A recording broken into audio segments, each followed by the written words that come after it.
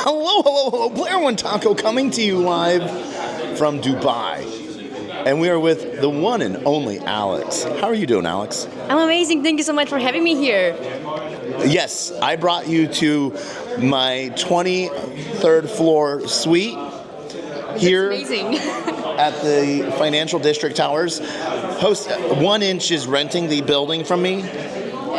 Well, I think you've done an amazing job to get them to do this, and I love your suite here. It's great, and look at the views behind us. The view is amazing. What do you do? I'm a marketer. I run the only Web3 marketing podcast. It's called Out of Ordinary because I don't think you're the only Web3 marketing podcast. It's the only one that survived the last 2.5 years. So okay. Let's just... You have Providence. Yes. Yeah. So it's called Out of Ordinary because Web3 marketing is out of ordinary, obviously. It is. And then I also run Web3 marketing hackathons, and I'm a content creator like you. And I love doing stuff like this. I don't create content. I tell stories. That's the best. That's the best way to go. My God, that was so horrible. What episode are you on? I think 70. 70? Yeah. That's pretty awesome. Did you know this stat? 95% of all podcasts don't make it to episode 2? I know. That's what I'm saying. We're here and we're still alive and we're still kicking. And actually, every single time I meet people that I haven't seen in a long time, the first question they ask me is like, "How's the podcast going?" No one asks me that, and I just had episode 931. I think they just expect it to happen. That's possible. But do you record it? It's on Twitter, right? It's on, LinkedIn, 2 YouTube channels, Twitch, Twitter, Telegram, Rumble, Kick, Abstract, Arena now, Unlonely, IPFS, Filecoin, and Soul Media Tech. And what did they ask you? How you doing? Yeah, what conference have you been to lately? Yeah, it's fair enough. That's what they asked me. So you said something earlier. You do a hackathon, but not just any hackathon. Marketing hackathon. This is very true. This is the first. Actually, I don't know if it's the first because I think there were some sort of iterations or tryouts, but we've had 2 editions already, and we're kicking off the 3rd edition at ECC with a 2-day event with more hacking time, so that we can allow a lot more types of companies and people to participate. And I want to tell you a bit about how it works, if you don't mind. Well, yeah, of course, because you're saying hacking and you're saying marketing, so either you're doing growth hacking or you're teaching people how to growth hack, or you're just sort of helping people and putting them in that forced to learn environment. I think it's a combo of everything that you just mentioned. It's mostly growth hacking. So companies that put bounties, that come here for 3 main reasons.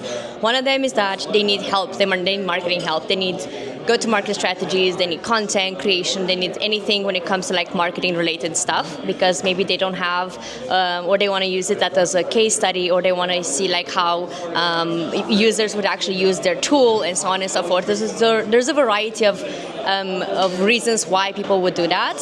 The second reason is because they want to do creative campaigns. They don't have time. Many times they have ideas, but they don't have the resource to implement them or to actually come up with an entire thing.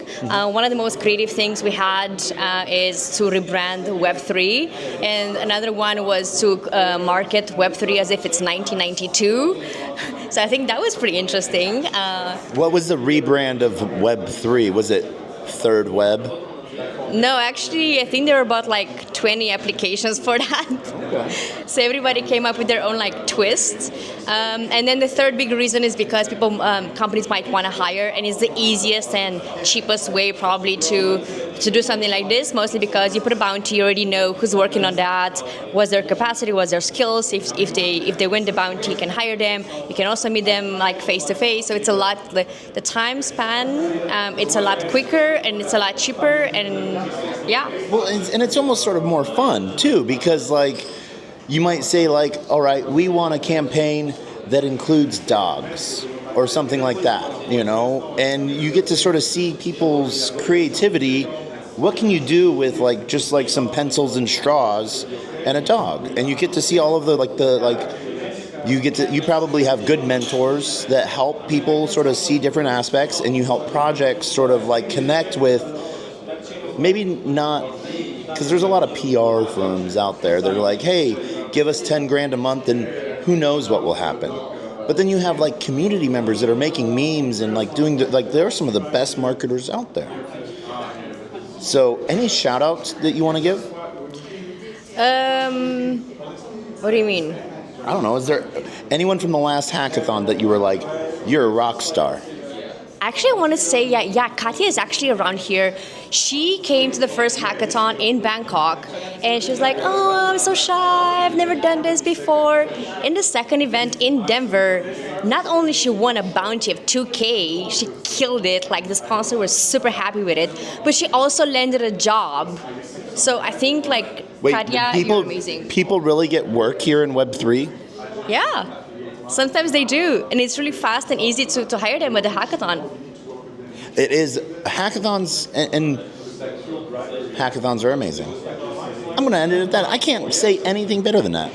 Yeah, we just heard like the 1GH team talk about like how they hacked and how they became 1inch the way they are right now. So I think we're kind of trying to do to have an impact with what we're building as well. All right. And now, if people wanted to learn more about you or learn more about the Web3 Hackathon, when is the next Web3 Hackathon? I think you said it, but can you say that again? ECC, so end of June, beginning of July in Cannes, mostly because I'm following builder events. So we've done it in Bangkok for DevCon, we've done it in Denver, and right now we're going to do ECC and DevConnect in Argentina. So at least like this is the grand plan for this year. We are in the works of like licensing the concept with a couple of companies from around the world. Right now I'm in discussion with somebody from Vietnam, so there might be some iterations for like other parts of the world, but at least me personally, these are like the 4 events of the year that I'm focusing on. Heck yeah. And so if people want to go, where do people go to find out more? So you can go on my Twitter, FROGULE, so Frogule, or Alex Web3 Marketer. That's how you'd find me. You would find the link to the podcast. You would find the Web3 Marketing Hackathon Twitter page there as well. You can also go on web3marketinghackathon.com or find me at alex@outofordinary.xyz. And if you want to participate, come.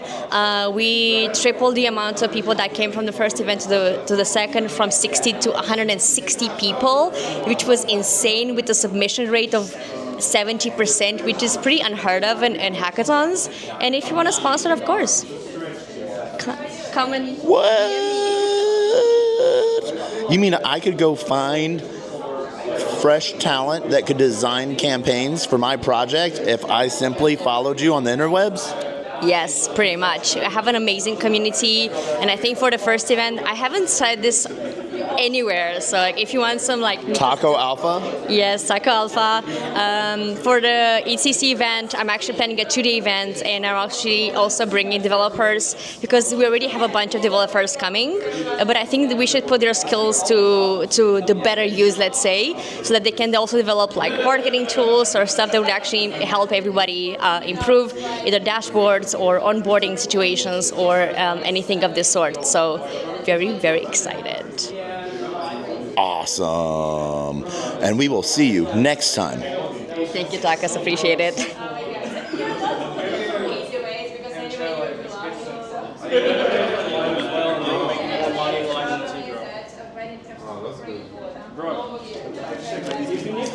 So you know how at the end of a CD there's usually like the hidden track?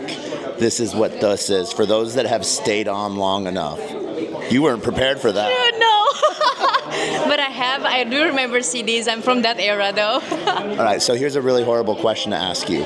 In the age of marketing and where we are right now, we've seen a huge proliferation of AI and AI created content.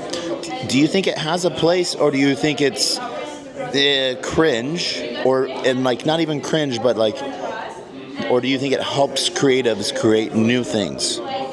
I think it should be an enhancer. I don't think it should be the thing that marketers do because they're lazy. I think it should be an enhancer. And I've actually seen it at the hackathon as well. There were bounties that were disqualified, people that were disqualified just because they used too much ChatGPT, for example.